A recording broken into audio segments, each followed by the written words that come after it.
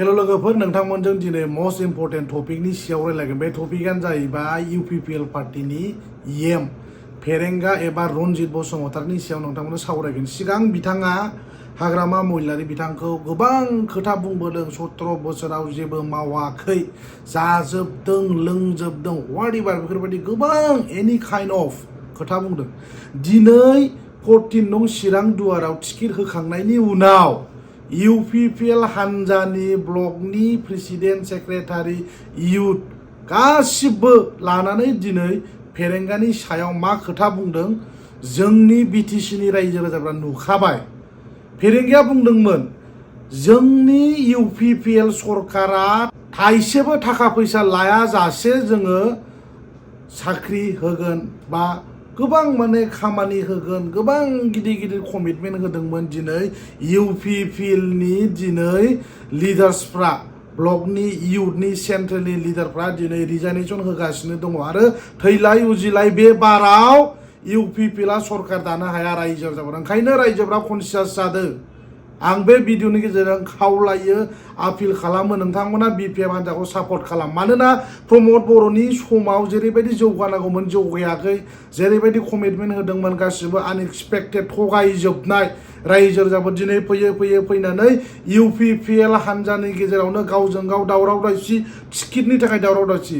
दिनै बिथांमोना सरकार दानो हायाखै खाथां रायजोफोर। दिस इज द लास्ट इउपिपिएलनि थाखाय बियो लास्ट, बेनो लास्ट आरो बेनो जोबथा। थैलाय उजिलाय इउपिपिएल आरो सरकार दानो हाया रायजो राजाफोर। नोंथांमोना जुदि बे प्रमद बर' बड'लेण्ड फाननानै जाग्रा मानसि बे रनजित बसुमतारीनि खोथाखौ लानांगौबा जोंनि बर' रायजो राजाफ्रा गल जागोन। नोंथांमोना नुखाबाय, जाख्ल'दों, लोंख्ल'दों, गोबां खोथा बुंबोदों, जेबो मावाखै, जाजोबदों, लोंजोबदों। हाग्रामा महिलारिया बिटिसिनि थाखाखौ जाजोबदों होनना बुंदों। लामा दालां इउनिभारसिटि जेबो मावाखै होनना बुंदों। दिनै इउपिपिएलनि दिनै फेरेंगानि सापर्टार्सफ्रा दिनै फेरेंगाखौ बुंबाय।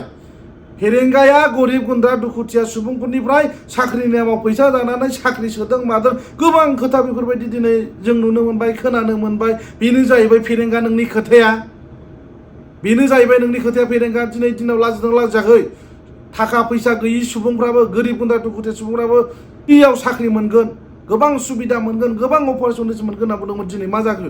फैयै नुबाय फेरेंगानि जि खोथा बुंनाय गासिबो नंखाय रायजो राजाफोर। फेरेंगाया सायावल' गावखौ अस्थादगिरि देखायो, नंगौ खोथा स्टाइलाव रायलायो बिथाङा। दिनै बिथांनि जि गोसो, जि मेलेम, बिथांनि जि थट्स, बिथांनि जि साननाय, जि थिंकिं गासिबो नंखाय जोंनि रायजो राजाफोरखौ थगायदों बियो। 14 नं चिरां दुवारनि रायजो राजाफोरखौ बिथाङा 5 बोसोर थगायनानै दोनदों आरो रायजो राजाफोरखौ जाम्बा खालामदों। गोबां कमिटमेन्ट होदोंमोन, पावाराव फैयोबा गोबां खामानि मावनो हागोन। दिनै जाय बिथांमोना 14 नं चिरां दुवार समस्तिनि रायजो राजाफ्रा फेरेंगाखौ सापर्ट खालामनानै बिटिसिनि इएम बानायदोंमोन, दा बिथांमोननि समस्तिखौ गारनानै दिनै बिथाङा बबेबा बावखुंग्रिनि सिमायाव गेलेनायनि खोथा बुंदों आरो टिकेटआथ' फोसावबाय रायजो राजाफोर। जुदि बिथाङा बे 14 नं चिरां दुवार समस्तिनि रायजो राजाफोरखौ अननाय दङमोनब्ला गोसोआव बेनाव, दिनै बिथाङा गावनि समस्तिखौ गारनानै बेलेग जायगायाव गेलेनाय नङामोन। अबेबा निसिमा, अबेबा बावखुंग्रियाव बिथाङा गेलेनाय नङामोन। बिनि मिनिङा मा? रायजो राजाफोर, ओंखायनो रायजोफ्रा सांग्रां जानाया मोजां। दिनै बिथांमोना खस्थ' खालामनानै गोबां नारा नाथा नाजानायनि गेजेरजों फेरेंगा बसुमतारीखौ बिथांमोना देरहाहोदोंमोन। दिनै बिथांमोना दिनै फेरेंगानि सायाव गोबां दुखु मोननाय दं। दिनै गावनि समस्तिनि सापर्टार्सखौ नायनो हायाखै। अब्ला फेरेंगाया जुदि बबेबा बावखुंग्रि, बबेबा निसिमायाव दाबायदियाव देरहाफ्लाङोबा बे समस्तिनि मानसिखौ नायगोन रायजो राजाफोर। ओंखायनो रायजो राजाफ्रा सांग्रां जानाया मोजां। आरो देरहानायाथ' देरहाखाया फेरेंगाया, बेनो लास्टखा। जायनि थाखाय दिनै इउपिपिएलनि गेजेराव गावजों गावनो दिनै गावस्रा गावसि। दिनै इउपिपिएल हान्जानि गेजेराव मानि थाखाय डिभिजन जाखो, मानि थाखाय डिभिसिभनेसआ मानो फैखो? बिथांमोननि पिस एन्ड इउनिटि एन्ड ट्रेनकुइलिटिनि गोबां खोथा बुंदों। दिनै गावसोरनि हान्जानि गेजेराव दिनै गोरोबलायनाय खौसेथि गैया। अब्ला रायजो राजाखौ बिथांमोना मा सिबिनो? बिथाङा गिदिर गिदिर लेक्सार होदोंमोन।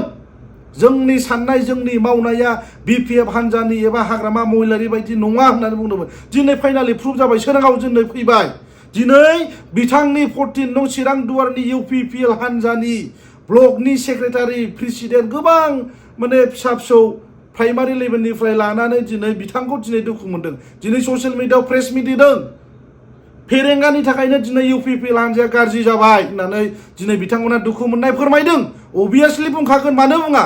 दिनै बिथांखौ सापर्ट खालामग्रा मानसिखौनो बिथाङा जुदि नायनो रोङाबा, जेबो केयार खालामनो रोङाब्ला, बिनिफ्राय आरो दुखुनांथावसिन आरो मा थाबावनो? दिस इज भेरि आनफर्चुनेट।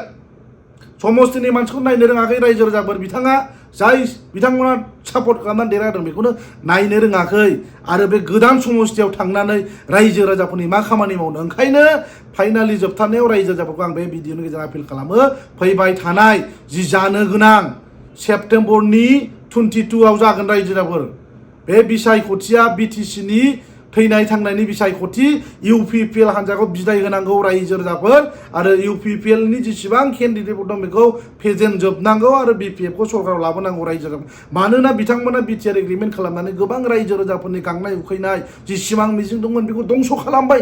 दिनै फेरेंगिया इसेबां सैथो लिडारमोनब्ला दिनै जों थगायनानै जाग्रा नङा, जोङो डमिनेट खालामनानै जाग्रा नङा, जों गादबनाय इनाय अनागारि खालामनानै जों एक्सप्लयटिं खालामा रायजो राजाफोरखौ। इउपिपिएल हान्जाया रायजोनिसो हान्जा, गोबां खामानि मावगोन जों रायजो राजा बुंनाया। दिनै फेरेंगिया थाखा थाइसेबो जानो रोङानो, दिनै साख्रिनि नामाव दिनै मानोथो दिनै थाखा जानाय गरिब गुन्द्राफोर लादों होननानै दिनै नोंथांनि इउपिपिएलनि ब्लकनि सेक्रेटारि इयुथनि प्रेसिडेन्टफ्रा दिनै मानो बुंखो, मानो रिजाइनेसन होजोबखो?